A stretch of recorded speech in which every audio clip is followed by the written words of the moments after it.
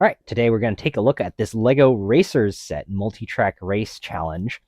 This set is from the early 2000s, and it dates from a time when I guess LEGO would make custom parts that were used in like one or two sets. If you look at this set, it's basically got a track and little race cars you can charge and race around the track. And this, while the track pieces appeared in other sets, the powered race cars and charging base never appeared in any other set. All right, let's take a look inside. We got the set used, and this sort of design with the black buttons, the gray plastic, and the LEDs is very similar to other products that LEGO made at this time. For example, Spybotics and the Manas from Bionicle. The unit has a hatch.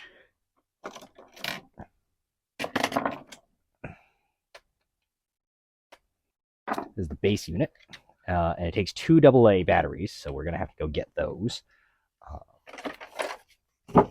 And the cars have little pins on the bottom.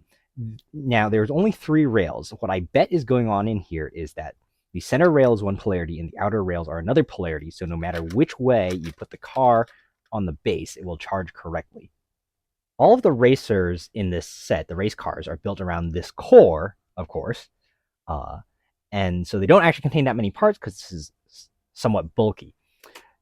There's a couple interesting things about this. One, these front wheels are not rubber. They are a solid plastic piece that fits on the same axle, presumably to make it easier to go around turns. The back axle looks kind of like your usual connector, but it has little tabs on the side that lock into this cross shape, which is interesting as this cross shape is quite old, as are these wheels, so somehow they had to make it backwards compatible. When putting it on, you have to make sure you line it up just right. Otherwise, it will refuse to seat. So you see here, I have to turn it slightly, and now it will seat fully. To use this, you have to press down on this unit so that the pins make contact with the rails down here. But what's weird is that also stops the wheels from turning, and I wonder if that's stalling the motor or not. I'm not. The manual suggests holding for about 20 seconds, so that's long enough.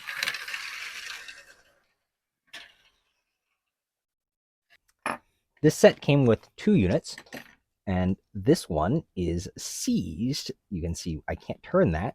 So we're going to take it apart and figure out what happened. Having taken it apart, we've confirmed that the motor is bad somehow. This gearbox turns freely with no motor in it, and if you try to put this gear on and turn the motor shaft, what you feel is the gear slipping on the shaft. The shaft itself does not turn. Now, we could try to open this up and see if we can repair this teeny tiny motor. Or we can try using another motor that I have lying around that's about the right size. These are probably pager motors or something similar. This motor's slightly shorter, but it's the right diameter. So you can see we could just jam it into the gearbox. And the shaft's the right size, so long as we get the polarity correct, this should work. So we've soldered these wires onto our replacement motor, and to test it fully, you do actually have to put the whole thing together. You can see this motor wire goes nowhere and connects to that. That and that should connect to each other when the unit is running. So I'm just going to use a wire to do that right now. And all right, the motor runs, so we'll put it together. So we managed to fix the stalled unit with a small motor we had, and the performance differed, and we thought that was maybe because this unit was grindier, or the motor was worse, or there was some other problem. Well, it turns out, since it's a capacitor being charged that runs that motor, it's very sensitive to the voltage level, and so it's important that you use new and high voltage batteries. So I would suppose that the rechargeables won't actually help you that much here. You want to charge it up here, and we put this outside so we have a flat surface. So there's a bunch of little levers all over this course for you to push. The obvious one is this diverter that lets you put the car into the charger, at which point it will be stopped with this bar until you raise it. That's important if the car enters with a fair amount of speed, otherwise you won't be able to catch it. On each side, there's one of these levers that raises some ramps. This side, 2 small ramps come up and don't quite fully retract. And on this side, one large ramp comes up and doesn't quite fully retract. On the loop, there's a couple other features. This is just a passive switch. This lever stops the next car entirely while you hold it down. And this one is a divert, so you can send the car around instead of out.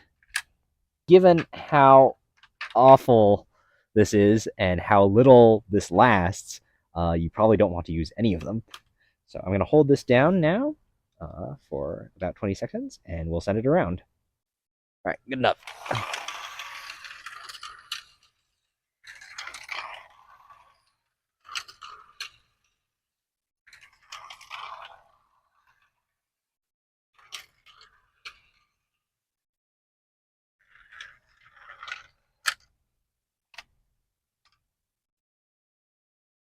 All right, I'm going to go.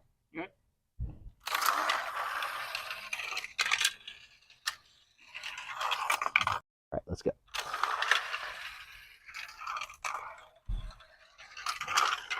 Oops. One of the reasons I wanted to take a look at this set in the first place was to see if we could do some narrow gauge experiments. Now, the way these work is that any town wheel that would normally fit on a pin, one of these axle pins like that,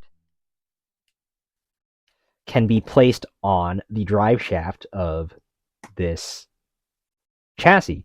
Of course, only some wheels will fit because of the size of the protrusion, but one wheel that does fit is the small train wheel, which has the same hole in the middle.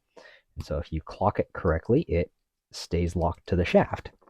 And then you can charge this up and try to drive it on some narrow gauge track. Now, if you don't raise the front,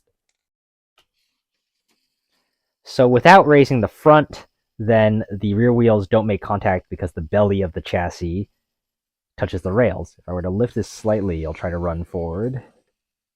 So that's not good. But if you raise the front enough, the resulting angle means that the chassis will clear. That.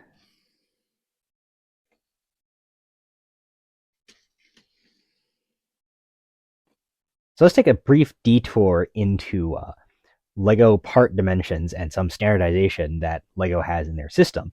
One standard is the diameter of the bar, which is 3.2 millimeters. The inside of the Technicross axle is about that size. I think most of you know that you can put things that fit on Technicross axles will fit on bars.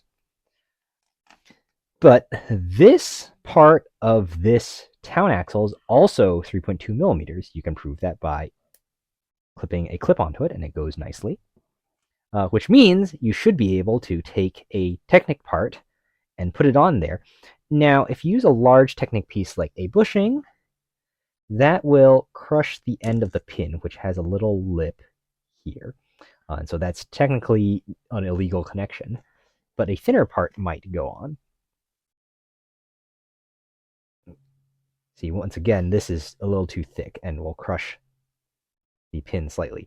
But what we came for is that this is the same as this.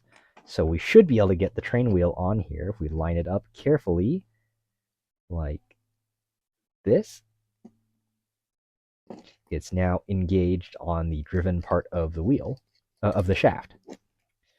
So we thought, since the small wheels don't raise the chassis high enough, we could put the full-size wheels on there. And that's true, you can do that. But unfortunately, the gauge is wrong. If we take a look on the curve track, it doesn't sit. So the second idea was to figure out if we could somehow get this onto the full-size train track, maybe by extending the axles with a half pin. Click there, clock it to the drive spline. There. And then put the train wheels on. Sadly, this doesn't work either. It's also too wide. It might look like it works, but we're actually just stressing the axles.